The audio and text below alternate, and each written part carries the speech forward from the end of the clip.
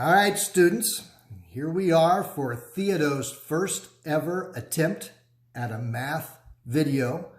Never thought I'd see the day when I would be posting videos to YouTube, but these are strange days indeed. The lesson we're going to work on now is about graphing exponential functions. What I have here is a picture of three general exponential functions, just so we can kind of get a look at what our final answers are going to look like, what the graphs are going to look like. So take a look at this first one, a general exponential function and the graph that goes with it. And what you'll notice is it has this, as it moves from left to right, it increases, and it increases faster and faster and faster and faster as it goes. Now, some of the things that we're interested in are where does it cross the y-axis at? And notice as it comes back here to the left, it keeps getting closer and closer and closer and closer to this x-axis. Never touches the x-axis. It just keeps getting closer to it. Compare that one to the one here in the middle. Same function, y equals something to the x, y equals something to the x, except it has a constant added on to it. And what this constant does is it changes where this curve gets closer and closer to as we go to the left. This red line is called an asymptote. An asymptote is just a straight line that allows a curve to get close to it, but never touch it. Notice these curves now, as I go from left to right, they increase rapidly going to the right.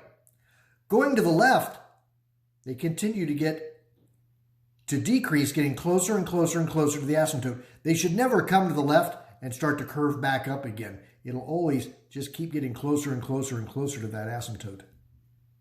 Some of the problems that we'll do later involve fractions. And when they do, what you'll have is an exponential function that decreases as it goes from left to right. Again, we're interested in where does it touch the y-axis at? And where is this asymptote at? And does it decrease from left to right, or does it increase from left to right? Let's try a problem that looks just like one of your homework problems. So one of your homework problems could be to graph this exponential function. I'm going to draw my graph right here.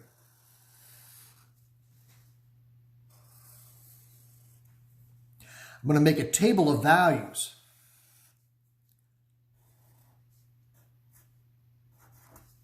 And then I've got room over here to show a little bit of scrap work. The scrap work that I'm going to show here, feel free to do that in your head if you can.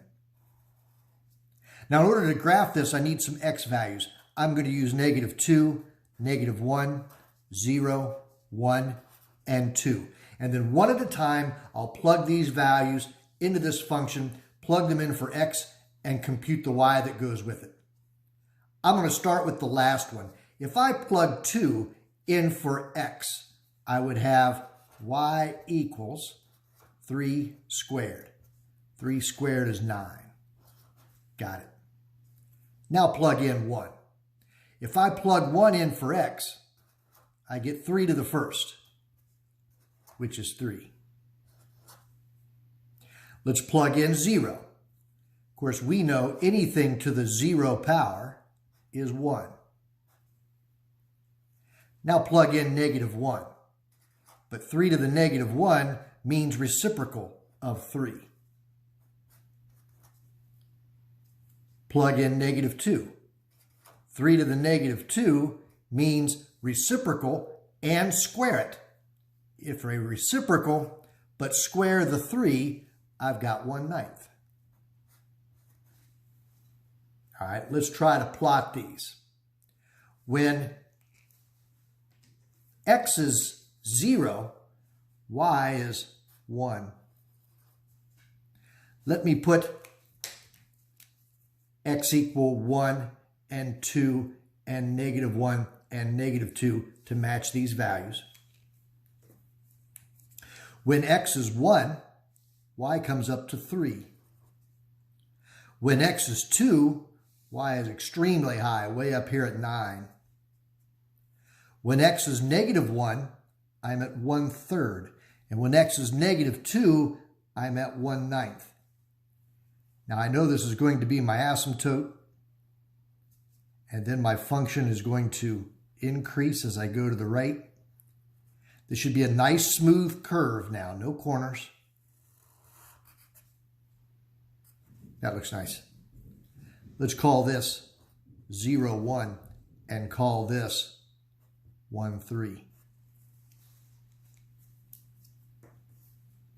All right, that went pretty well. Let's try it again.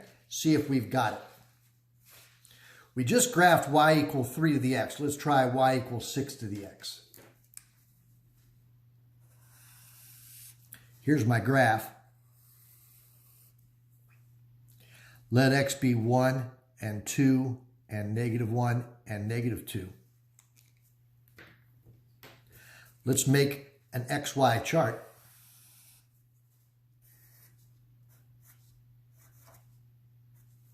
And I'm going to keep using negative 2, negative 1, 0, 1, and 2. Those values should work on all of the homework problems that you're going to get. Now I'll let x be 2, and we'll plug it in there. And I end up with 6 squared. Of course, 6 squared is 36.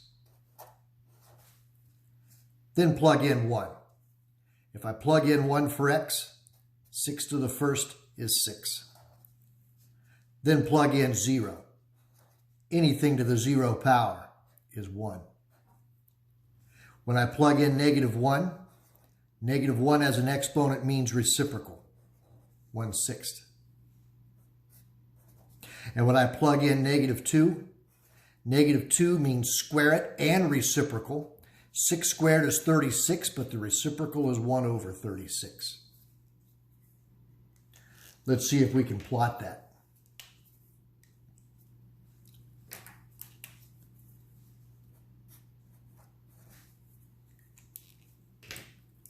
When x is 0, y is 1.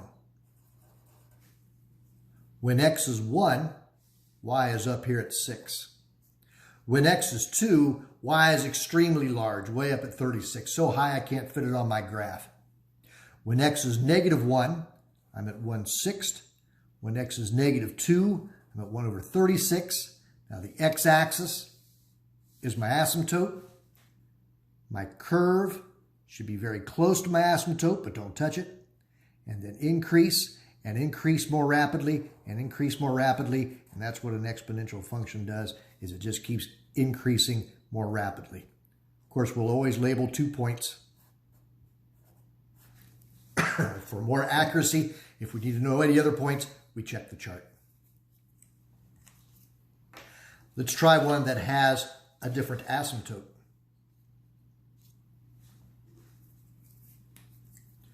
Here's my graph.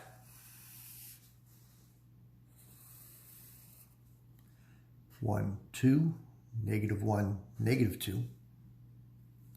Here's my XY chart.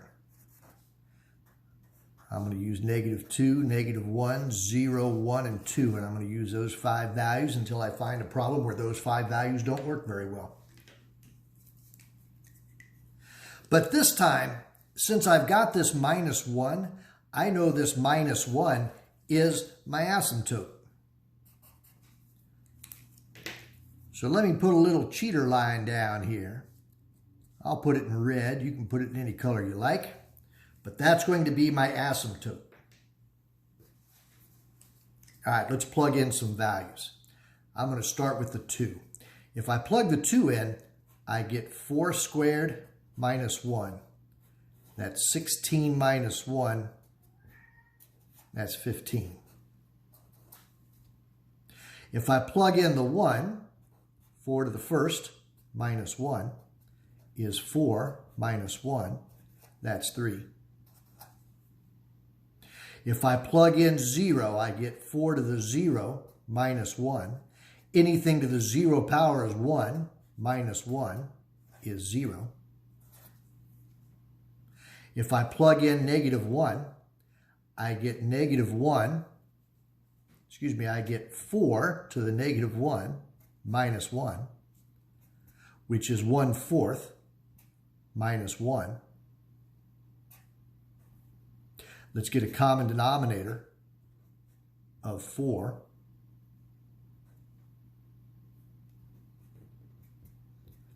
Is negative 3/4. Let's try that again with the negative 2. If I plug in negative 2, I get 4 to the negative 2 minus 1 is 1/16 minus 1. Let's get a common denominator of 16.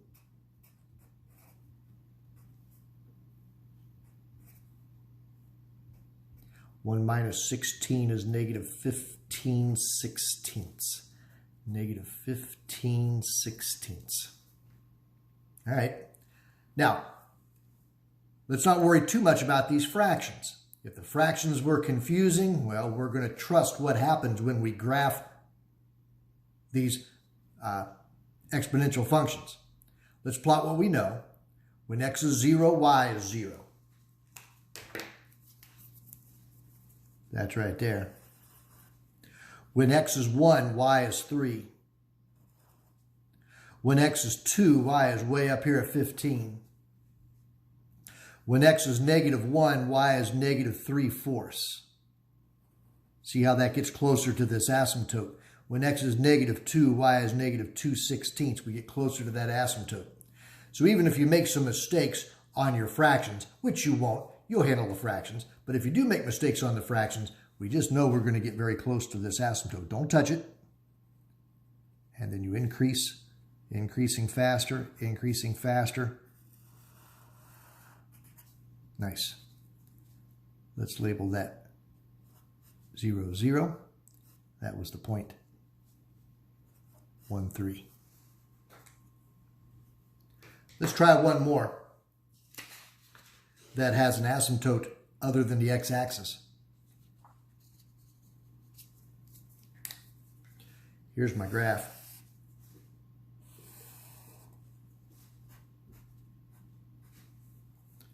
My table of values.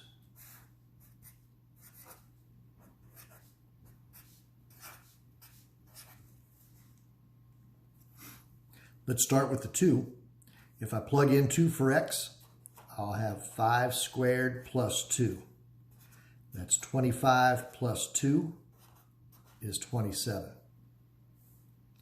Plug in the 1. That's 5 to the first plus 2 is 5 plus 2. That's 7. Plug in the 0. 5 to the 0 plus 2. Anything to the 0 power is 1 plus 2. That's 3. Plug in negative 1. 5 to the negative 1 plus 2 is 1/5 plus 2 is 2 1/5. Plug in the negative 2. Can you hear my cat meowing? Sorry about that. He's excited for the math. 5 to the negative 2 plus 2. Take 5, square it, and reciprocal is 1/25 plus 2 is 2 1/25. Now before I start my graph, let's remember what this plus 2 means. This plus 2 is my asymptote. So I'm going to draw in my cheater line.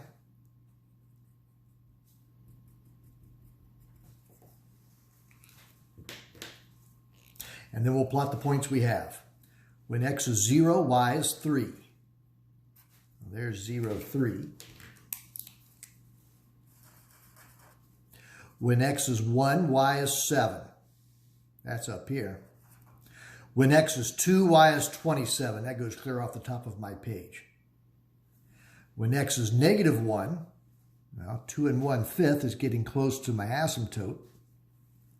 When x is negative 2, 2 1/25 is even closer to the asymptote. And my curve should start near the asymptote and increase and increase just like that. We'll label the y-intercept and label one other point. Got it. All right, your turn to work some homework problems. Work a few homework problems, and then I'll see you at the next video.